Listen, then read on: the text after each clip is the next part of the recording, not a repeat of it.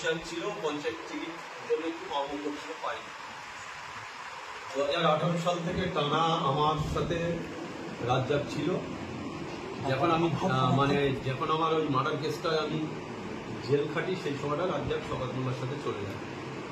এমন দিন ছিল না যে রাজ্জাককে নিয়ে আমি কোনোদিন দুপুরে একা খেয়েছি। রাজ্জাক আমার সাথে প্রতিদিন প্রতিনিয়ত দুপুরবেলা যা ভাতান্ত আমরা দুজনা দুই ভাই খেতাম।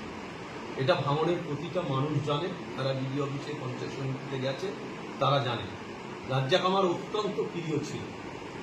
আজকে আমার সব থেকে বেদনা, সব থেকে দুঃখ, আমি কাল রাত থেকে কেঁদেছি যে রাজ্জাক সে যার সাথে যেতে পারে, সে দলের একজন সৈনিক, আজকে সে খুন হয়েছে, নৃশংসভাবে খুন হয়েছে। এই খুন বাংলায় দেখা যায় না। শুনেছি 5টা গুলি করা হয়েছে, তারপরে তার গলা কেটে দেওয়া হয়েছে।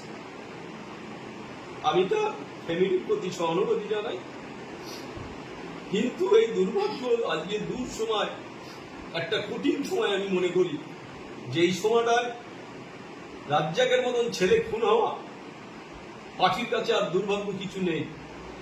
কিন্তু আমি বলবো যারা খুন করেছে, যারা দোষী, তাদের অবিলম্বে অ্যারেস্ট করে দৃষ্টান্তমূলক শাস্তির দাবি করছি আমি প্রশাসনের কাছে।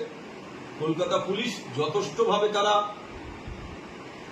তাদের মতো কায়দায় যদি করে, আমি পুলিশকে ধন্যবাদ জানাবো। কেন যে যদি তারা সঠিকভাবে কাজ করে, তাহলে দেখবে যারাই করেছে, যত বড় তারা যদি কবরের মধ্যেও লুকিয়ে থাকে, কলকাতা পুলিশ মনে করলে তাদের কবর থেকে বের করতে পারে। তাই আমি অনুরোধ রাখবো প্রশাসনের কাছে যে আপনারা যারা দোষ করেছে, যারা অন্যায় করেছে, তাদের অবিলম্বে অ্যারেস্ট করে দৃষ্টান্তমূলক শাস্তির আমি দাবি করছি। শওকত মোল্লা বলছে যে আইএসএফ আশ্রিত দুষ্কৃতীদের কাজ, কিন্তু তার বড় ভাই বলছে যে তৃণমূলের এই গোষ্ঠীতন্ত্র আইএসএফের সঙ্গে, আইএসএফের কেউ এতে যুক্ত না। কি বলবেন? আমি একটা কথা বলি, এই ব্যাপারটা আমি বলবো না। কেন? আপনারা জানেন আমি প্রায় 1 বছর আমি পঞ্চায়েত সমিতিতে যাওয়া নেই আমার। আমি ভাঙড়ের পরিস্থিতির কথা আমি বলতে পারবো না। কেন? যে কাদের সাথে গোষ্ঠীদ্বন্দ্ব, গোষ্ঠীর কোনো জায়গা নেই। আরাবুল ইসলাম নেই, আরাবুল ইসলাম দলের বাইরে আছে। তাহলে এখানে গোষ্ঠী কোন্দল কিভাবে হলো সেটা আমি একবারও বলবো না যে গোষ্ঠী কোন্দলের ব্যাপার আছে।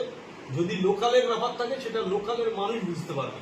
কিন্তু আমি একদম চ্যালেঞ্জ করে বলছি, যারাই খুন করেছে, এই খুনটা মেনে নেওয়া যায় না। নৃশংসভাবে খুন, শুধু নৃশংস বললে ভুল হবে।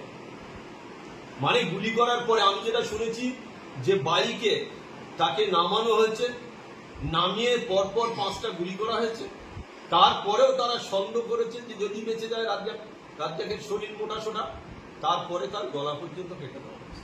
এই খুনটা কি আপনারা মিডিয়ার লোক বলুন মেনে নেওয়া যায়? এই খুনটা, তাই আমি বলবো কে বা কারা করেছে, আমি কারোর নাম করে বলতে চাই না। সবাই বলেছে আইএসএফ করেছে, নিশ্চয়ই আইএসএফ করলে আইএসএফদের শাস্তি হওয়া উচিত বলে আমি মনে করি। কিন্তু আমি একটা কথা বলতে পারি, দলের মধ্যে কোনো কোন্দল, দলের মধ্যে কোনো গোষ্ঠী নেই, যেহেতু আমি দলের বাইরে আছি।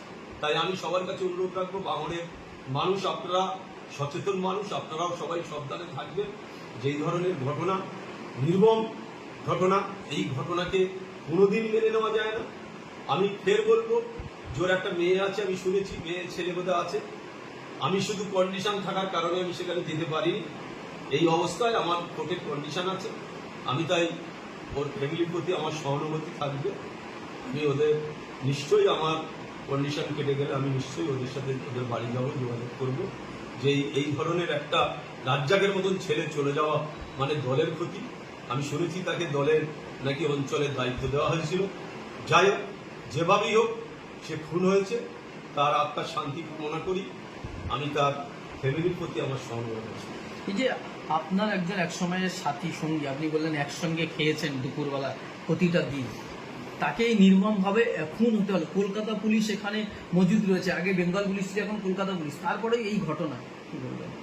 না, এখানে একটা ব্যাপার হচ্ছে, একটু আমি একটু জানি যে কলকাতা পুলিশ এরিয়াটা অনেক বড়। যেমন বিজয়গঞ্জ থানা আছে, কিন্তু কাশীপুর জুডিশিয়ালের মধ্যে দেখছে, কাশীপুর থানাই দেখছে। যেমন হাতিশালা থানা, কোলেরহাট থানা, এই থানাগুলো কমপ্লিট হলে আমার মনে হয় আগামী দিনে কলকাতা পুলিশের কাজ করতে সুবিধা হবে। এটা অবশ্যই কালকে আমি শুনেছি যে সিপিও